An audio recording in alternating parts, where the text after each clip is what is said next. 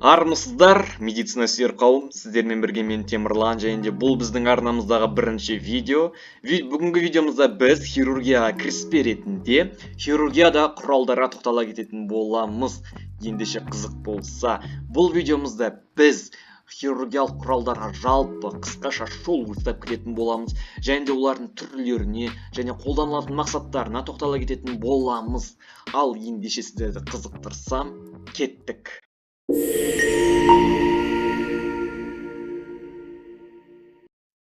Хирургиялық құралдар бізде жалпы екі топқа жіктелетін болады, яғни олар бізде жалпы хирургиялық құралдар және арнайы хирургиялық құралдар. Жалпы хирургиялық құралдар бізде хирургияның ажырамас бір бөлігі болып табылады, яғни кез келген операция осы жалпы хирургиялық құралдар арқылы жүретін болады. Ал арнайы хирургиялық болатын болса, яғни олар бізде хирургияның өзінің ішіне бөлінгендегі жеке бір ерекше хирургиялық операцияларда қолданылатын құралдар болып табылады. Және бүгінгі видеомызда біз жалпы хирургиялық құралдарға тоқталып кетіп, және оларға жалпы шолу жасайтын боламыз.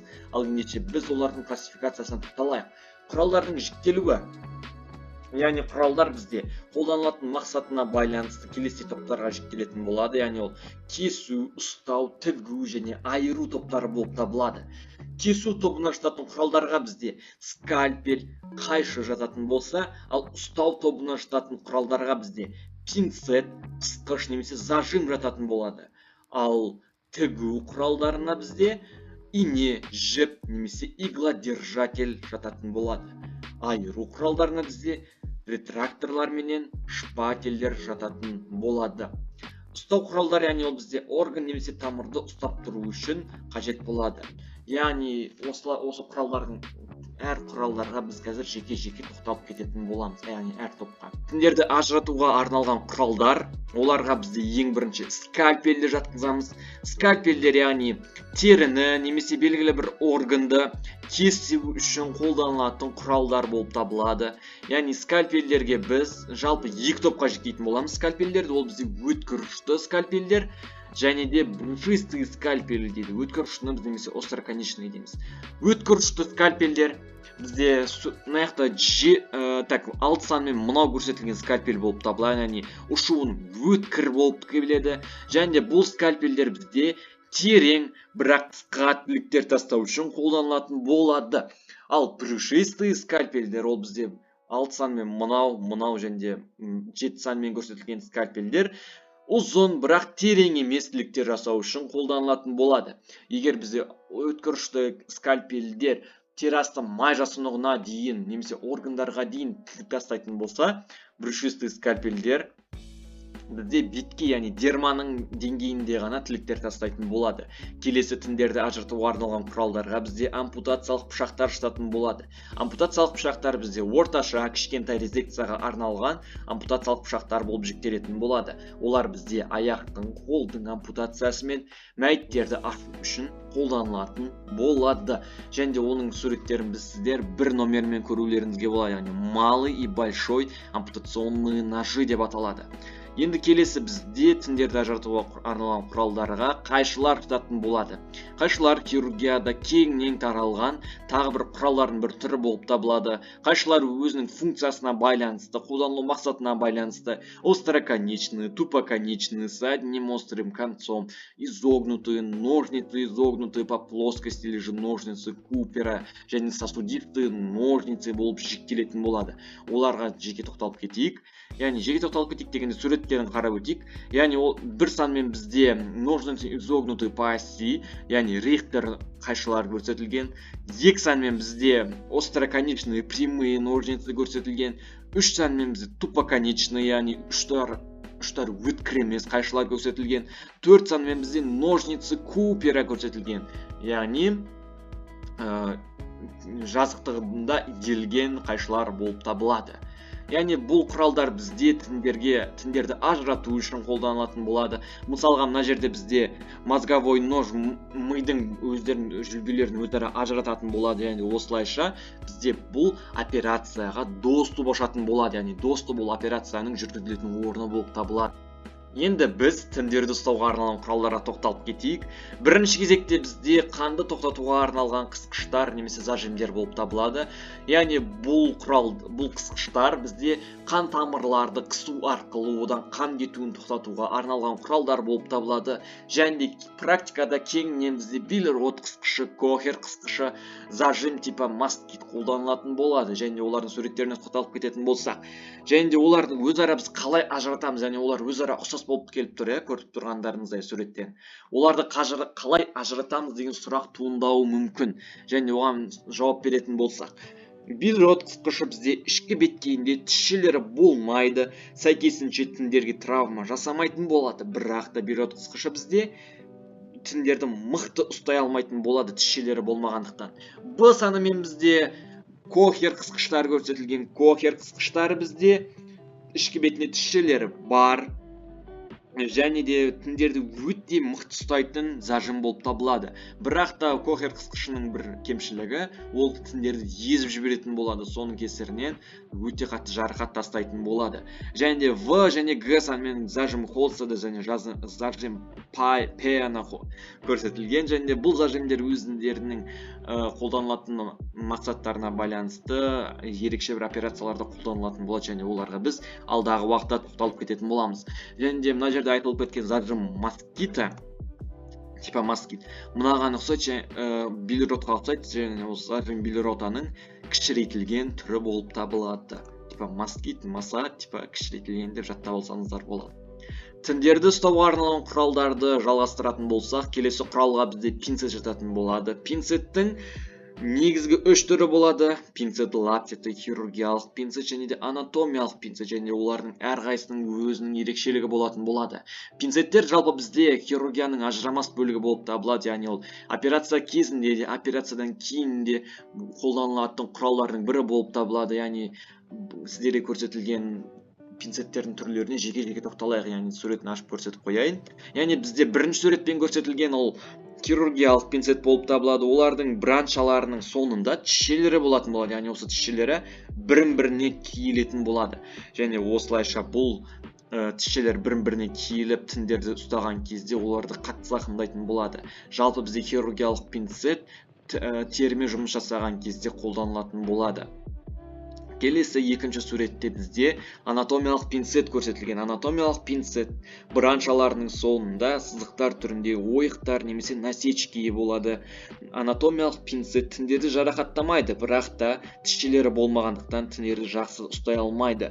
Бұл анатомиялық пинцет бізде жұмсақ тіндерді, қан тамырларды, яғни ішектерді ұстау үшін қолданылатын болады. Үшінші суретте бізде пинцет лапчаты көрсетілген. Оның браншаларының соңында дөңгелек пішінде кішкентай тісшелері болады. Тіндерді ұстауға, тану материалдарын ұстауға өте ыңғайлы болып табылады. Бірақ тіндерді жарақаттайтын болады. Келесі құралға бізде карнсанг жататын болады. Бұл құрал бізде түзу немесе иілген түрлері болады. Бұл құрал бізде перевязка жасауға арналған, материалдарды ұстауға, жараға тампондар мен дренаждар салуға, сондай-ақ операцияланың өңдеуге және бөгде заттарды шығаруға арналған құрал болып табылады. Және оның суретіне тоқталып кететін болсақ, міне мына жерде көріп тұрсыздар, оның бас жағы осындай болып табылады. Карнсанг деген құрал осындай екен. Енді келесі құралдарға тоқталатын болсақ, келесі құрал бізде жом деп аталады. Жом құралы бізде тіндерді фиксация жасау үшін қолданылатын құрал болып табылады. Тіндерді қысу деңгейіне қарай эластикалық жомдар, тіндерді езуші раздавляющий жомдар болып екіге бөлінетін болады. Бұл мысалы жұмсақ эластикалық жомдар ішек қуыстарын қысып, оларды биологиялық сұйықтардың сыртқа төгілуіне мүмкіндік бермейтін болады. Келесі бізде ерекше бір жомның бір түрі, ол желудочный жом немесе желудочный жом пайра деп аталатын болады. Бұл желудочный жом пайра бізде тіндерді езетін жом болып табылады. Бұл жомды бізде атайтып тұрғандай асқазанға қолданамыз. Асқазанға қолданғаннан кейін қолданылған жерін кесіп, яғни резекция жасайтын боламыз. Қазір сіздер оның суретін көрулеріңізге болады өздеріңіз экрандарыңызда. Яғни 4 пенен жом пайра көрсетілген, және Д суретімен сол секілді бізде кишечный жомдар көрсетілген, немесе ішек жомдары. Бұл бізде ішекке жасалған операцияларда қолданылатын болады. Яғни олардың прямой және изогнутый түрлерін көрулеріңізге болады. Е саныменен бізде раздавливающий жомдарды едіппін ғой, бір сан менен бізде раздавливающий жом көрсетілген. Енді бізде осы менен тіндерді ұстауға арналған құралдар аяқталды. Келесі біз тіндерге, яғни операцияларда доступты кеңейтуге арналған құралдарға тоқталатын болсақ, бізде операциядағы доступтарды, яғни доступ дегеніміз бірінші не деген сұраққа тоқталатын болсақ, бағана біз резекция арқылы, кесу арқылы операцияға доступты ашты, яғни скальпельдер арқылы, пышақтар арқылы, яғни доступ ашылды, яғни орын ашылды деп айтуымызға болады. Яғни сол орындарды дальше бізде кеңейту үшін келесіде құралдар қолданылатын болады. Яғни ол бізде крючки немесе ілмек деп атайды, олар жаңа расширители. Бұларды жалпы бұл құралдарды бізде ретракторлар деп те аталады, оны ұмытпайық. Яғни олардың бірі сол крючки, ол құралдардың жұмыс істейтін жағы иілген вилка сияқты келеді. Қазір суретін көрсетейін, вилка сияқты келеді осылай. Және бірнеше тісшелерден тұрады. Тісшелер санына байланысты 1 тісшелі, 2 тісшелі, 3 тісшелі, 4 тісшелі болып бөліне беретін болады. Тісшелердің өткірлігіне қарай өтпейтін ілмекті тупоконечные, тупые крючки және де өткір ілмекті острые крючки болып екіге бөлінетін болады. Ілмектердің ұзындығы олардың тісшелерінің ұзындығының өткізілетін операцияға байланысты әртүрлі болып келеді. Мысалы, пластикалық хирургияда бізде өте кішкентай ілмектер қолданылса, құрсақ қуысына жасалатын операцияда өте үлкен ілмектер қолданылатын болады. Яғни осы ілмектер арқылы тері бұлшықеттерді былай іліп, тартып керіп, осылайша операцияға доступты ашып, операция жүргізілетін болады. Келесі бізде құралдарға Фарабев ретракторы жататын болады. Фарабев ретракторы бізде бет, мойын, кішкене жараларды ашуда қолданылатын болады. Кохи ретракторы ішкі мүшелерді ашуға қолданылатын болады. Бальфур ретракторы іш қуысын ұзақ уақыт ашып ұстауға қолданылатын болады. Және Ленский ретракторы бізде нейрохирургия, яғни жұлын мен миға жасалатын операцияларда қолданылатын болады. Және сіздердің алдарыңызда Фарабев секцияны мен Фарабев ретракторын көруімізге болады. Фарабев ретракторы өзінің пішіні бойынша S әрпіне ұқсас болып келеді, яғни S әрпіне. Осылайша ол бізде бет, мойын және кішкене жараларды ашуда қолданылатын болады. Алты санымен бізде лопатка Кохер немесе Кохер ретракторын көруімізге болады. Өздеріңіз білетіндеріңіздей Кохер ретрактор бізде ішкі мүшелерді ашуға қолданылатын болады. Осыменен бізде жалпы хирургиялық құралдарға жалпы шолуымыз аяқталды. Осыменен біздің видеомыз аяқталды. Видеоны толық көргендеріңізге рахмет. Алдағы уақытта біз бұдан да қызық видеолар түсіруге тырысамыз. Яғни алдағы уақытта біз хирургиялық құралдардың әрқайсысына жеке-жеке тоқталып, олар қандай операцияда қолданылатынына жеке тоқталатын боламыз. Хирургиялық құралдарды білу ол болашақ маман үшін міндетті болып табылады. Яғни әр құрал дәлдік пен жауапкершілікке негізделген. Уақыт өте келе біз бұл құралдарды көзді жұмып ақ танитын деңгейге жетеміз деген ойдамыз. Бүгін бізде жалпы шағын ғана шолу жасаған боламыз, шағын шолу ғана жасаған болатынбыз, және де бұл бізде үлкен жолдың бір бастауы ретінде қарастырасыздар деген ойдамын. Егер сен де хирург болуды армандасаң, арнаға жазыл, жаңа видеолар сені күтіп тұр. Біздің хирургиялық каналымыздың ұраны жүрекпен емде, ақылмен кес. Бұл болашақ хирург каналы. Видеоны толық көргендеріңізге көптен көп рахмет. Сау болыңыздар. Келесі кездескенше қош сау болыңыздар.